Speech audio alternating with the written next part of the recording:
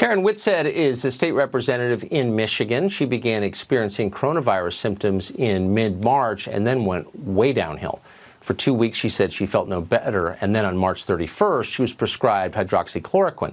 Within hours, she says, she began improving. Now, Whitsett, who's a Democrat, credits the president with saving her life by bringing attention to that anti-malarial drug. Representative Whitsett joins us tonight, along with her physician, Mohammed Arsawala. Thank you both, Representative and Doctor, for joining us tonight. First to you, Representative Whitsett. Just describe quickly, if you could, your experience. You're very sick, critically sick with this virus. You took this drug. What happened? First, thank you for having me on. I really appreciate this opportunity to share my story. Well, very quickly, just a real brief synopsis of it is that I was spiraling downhill. I had sweats really bad. A headache I just could not get off. Really a problem with my throat. I didn't have body aches, but my neck was extremely bad, and I just did not feel right.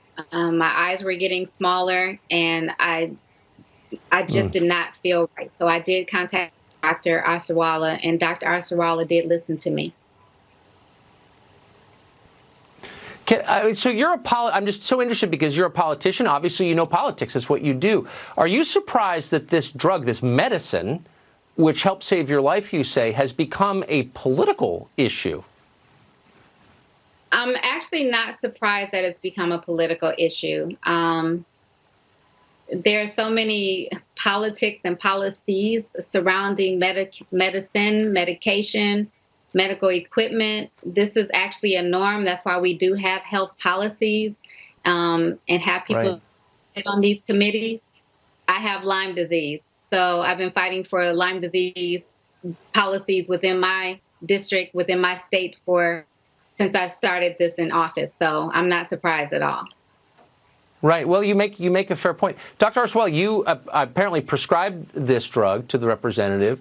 Why did you do that? Do you credit this drug for helping her, and do you prescribe it to others? Yeah, thank you, Tucker. We've had so far in our practice about 56 cases of the COVID-19. And of the 56, we are prescribing this to the patients who have moderately severe illness. And those conditions where this is kind of a spectrum of patients that we are prescribing that are not really very sick to be admitted in the ICU. And so we are trying to prevent these patients, these small group of patients. Out of 56, only 12 of them got this medicine. And Karen was one of them, that very sick patients who are going to get those symptoms of chest tightness, a cough and congestion and fever. And we are trying to prevent these sicker patients who have underlying medical problems, like the one that Representative Karen has it of Lyme's disease, which make it worse. And these conditions, we are treating it with one antibiotic and one anti-malarial medicine, which is hydroxychloroquine. And these medicines right now, first of all, we don't have really good treatment strategies for COVID-19. All the medicines that we are using are mostly experimental or anecdotal. So we are ending up with very limited, spectrum, and we don't have much in our armamentarium. But it seems to work. The Zithromax, which is an antibiotic, seems to work because of the antioxidant effect.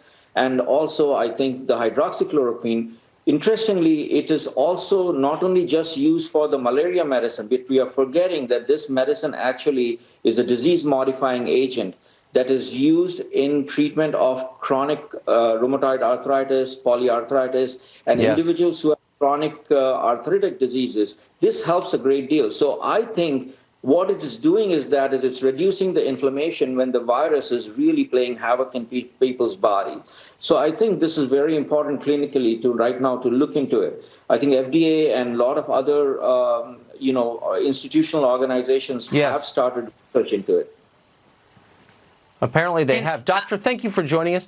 Representative Whitsett, I just want to congratulate you on being okay and surviving, and I think it takes some political courage to come on the show, and so we're grateful that you did. Thank you very much. And thank you. Thank you. And just so I can add, I didn't have the typical symptoms. So, Dr. Arsawala did save my life, and I do credit, the president to doing so and putting this out there, because it wasn't accessible to me if it wasn't for that fact. Yes. I I had very little time to be able to get to this and be able to make a choice because my breathing did become very labored. I just find it amazing that you're saying that out loud, and I appreciate that you are, because this isn't about politics, it's about saving people, and you obviously know that. Thank you very much. Pull over politics.